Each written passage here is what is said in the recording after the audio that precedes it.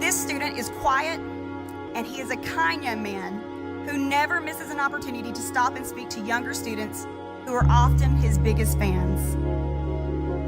He is our very own McDonald's All-American who is headed to UConn to continue making us proud, Mr. Stephon Castle.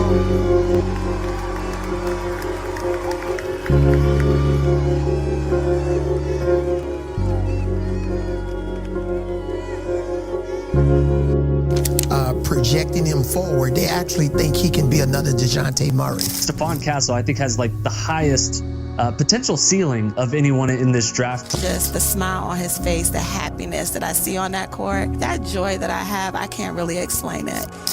With the 4th pick in the 2024 NBA Draft, the San Antonio Spurs select Stephon Castle. Just a little bit over 2 years ago, one of the first vids on this channel was about this specific individual, who at the time was the 54th best ranked player in his class. But since then, he's made some tremendous strides, which is all a testament to the work he was willing to put in and all the sacrifices he's made, as well as having 2 of the closest people in his life that's kept him grounded and kept it real with him since day one.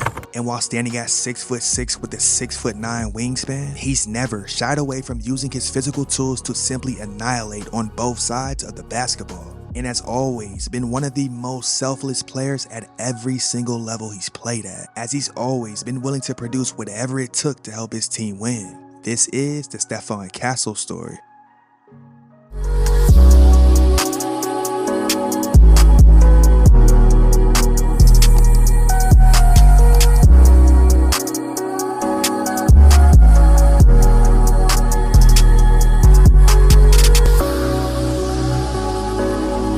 Stephon Castle was born on November 1st, 2004 in Covington, Georgia. Now from the get-go, his parents Quinette and Stacy Castle always made special efforts to keep him grounded and humble, no matter how much fame and accomplishments came his way from the game of basketball. I think one of the things that I would always recommend is just remain a parent. Not necessarily jump to be a fan because, he's getting these accolades and things. Stephon, I think he came home for like 1 weekend after they went to Barcelona. He still had chores to do. Okay. Now Stephon wouldn't be the only one in his family that would go on to play basketball at a high level, as his father Stacy was a standout basketball player as he attended Rockaway High School in Queens, New York, where as a junior he averaged 34 points per contest, and from there he would take his talents to Oak Hill Academy before playing collegiately at Wake Forest. There he would play alongside NBA legend Tim Duncan. But once his playing career finally came to an end, he was all in when it came to really pouring in his basketball knowledge into Stephon at every step of the way. He even stated, "I was hard on him, and he didn't quite understand why I was always on him. He had some resistance, some pouting, but he was still young, and he grew out of it quickly." Once he understood to start to listen, because I coached him a little bit, and I got at him. But once he started to take the message and not the tone, he really brought into it. See, the 2 of them would spend countless hours at the local gym sharpening up all aspects of Stephon's game. And even at a young age, it was clear that he really wanted to be great, as he had a true passion for the game of basketball. And by middle school, his abilities to create and really score with ease, to go along with his assertiveness on defense, really made him stand out from the rest. He would attend Newton High School in Covington, Georgia, and as a freshman, while coming off the bench, while standing at 6'2", he played his role pretty special, despite not being one of the main go-to scorers on his crew. But as his sophomore season rolled around, his significant improvement allowed him to get a much bigger role on his team, and he took full advantage of the opportunity as he was handed the keys to the primary point guard position, and he did not disappoint. He was able to thrive significantly when coming downhill and was an exceptional decision maker in the half-court set. That summer, he played AAU on the Under Armour circuit for Atlanta Express, coached by his father, the exact same program that Anthony Edwards played for. But there, Castle already solidified himself as a 4-star recruit, and because of that, by the end of the summer, he had already earned offers from big-time programs like Auburn, Ohio State, UConn, Arkansas, and Georgia Tech. But after really getting to know the UConn coaching staff, Stephon just knew that Coach Hurley's tough-minded, nonsense type coaching style would in fact be the perfect perfect environment for him to really thrive in. And on November 26, 2021, he made his ultimate commitment. The day that he decided he wanted to come to UConn, it was like 2 a.m. in the morning. He came knocking on our door. He was like, "I'm committing today." Wow. And I was like, wow, wait, hold up, And he's like, "No, this is where I need to be." As a junior, he was already 6'6" and 196 pounds. And on a game-day basis, his smooth and composed type approach to the game while operating at the point guard position was truly a sight to see, as he was able to get to his spots whenever he wanted to. He was really never overly fast with the ball. Instead, he was always the type of player who just played at his own pace and never let anybody speed him up. Castle also showed a lot of comfortability when it came to truly creating his own shots from the perimeter, but was also a player who could face up or operate in the post so effectively.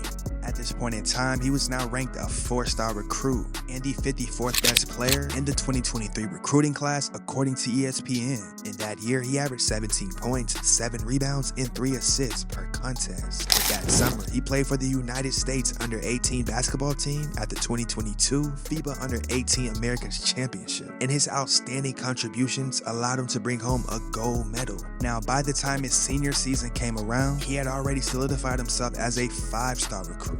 But he didn't stop there. He was able to maintain averages of 20 points, 10 rebounds, 5 assists, 3 steals, and 2 blocks per contest to carry the Rams to the Class 7A state quarterfinals. Now, he had a plethora of performances that season that went on to show where he was one of the best all-around players in the country, with one of his best runs being when he simply went off for 41 points versus the #1 team in the country in Duncanville, which featured NBA lottery pick Ron Holland. Now, he would end his senior season being ranked 12th in the entire country and the second best player in the state of Georgia behind Isaiah Collier. Now, coming into his freshman year, as UConn had just came off of winning the national championship, Castle had his share of ups and downs. At the beginning of the season, he suffered a knee injury, which kept him out of the lineup until December, where he was placed on minutes restriction and still managed to play in 22 games. Now, despite the setbacks, he still showed tremendous upside that really turned the heads of NBA scouts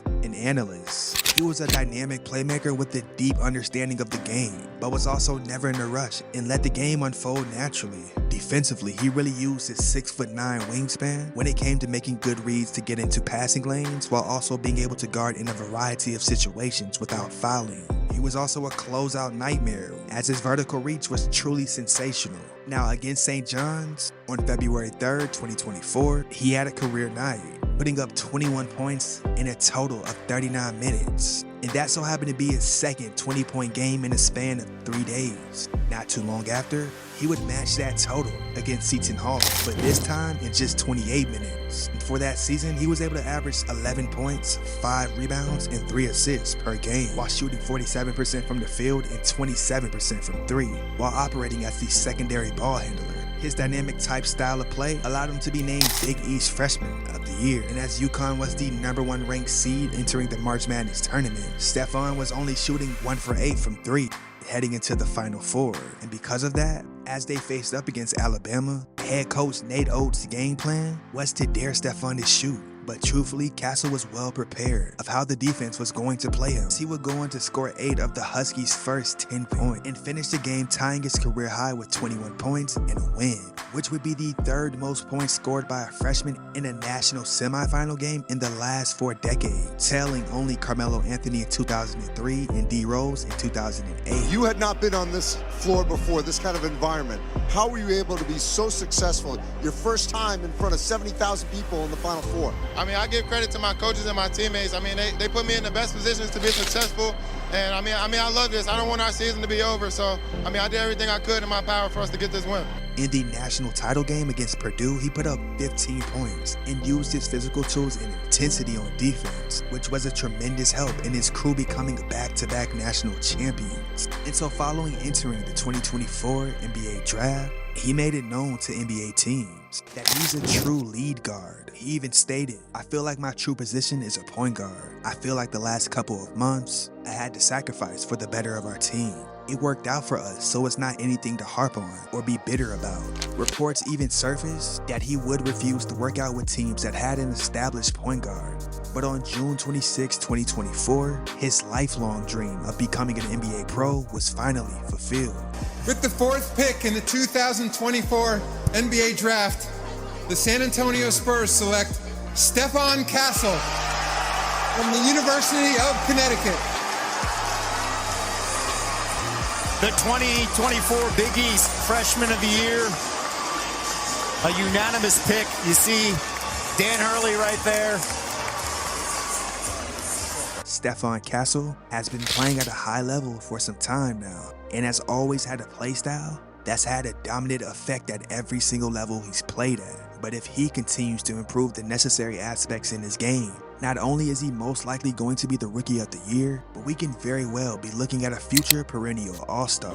I've just, been able to, experience the time with my family and, really just take it all in that, now I'm a Spur. So, just understanding that now and, knowing that, our lives are changed forever is really what, my last couple of days have been like.